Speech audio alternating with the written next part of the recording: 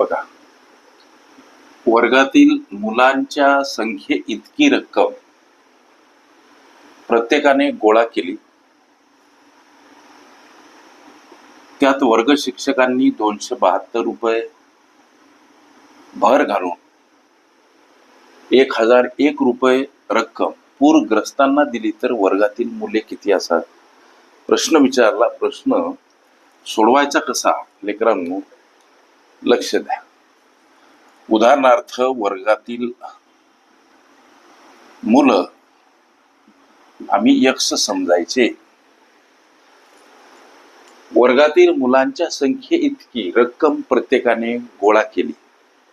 रक्कम गोळा केली म्हणजे प्रत्येकानं गोळा केलेली वर्गणी या वर्गातल्या एकूण मुलांच्या संख्ये इतकीच आहे. वर्गातील मुलांच्या संख्ये इतकी रक्कम म्हणजे वर्गणी प्रत्येकाने गोळा केली. वर्गातील मुलं यक्स, गोळा केलेली वर्गणी सुद्धा यक्स. आता जेव्हा यक्स आणि यक्स हा गुणाकार कराल तेव्हा प्राप्त होणार यक्स वर्ग उत्तर काय? तर प्रत्येक विद्यार्थ्याने किंवा प्रत्येकाने गोळा केलेली वर्गणी हे उत्तर आम्हाला प्राप्त होते. काय हो? तर यक्स वर्ग. आता लक्ष द्या, गणिताची मांडणी. प्रत्येक मुलाची वर्गणी यक्स वर्ग अधिक शिक्षकानं 272 रुपयाची भर घातली. अशा पद्धतीनं हे 1001 रुपये पूरग्रस्तांना वाटप करण्यात आले, देण्यात आले. लक्ष द्या. मग आता यक्स वर्ग एकटं करा. 1001 कड जाताना 272 वजा स्वरूपात का मांडायचे सर?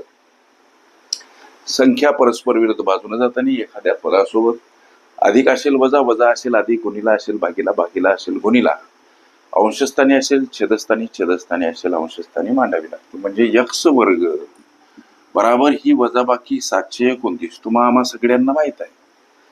हे वर्गपद घालवायचं म्हणजे समोरील संख्या वर्गमुळात ठेवा, मांडा.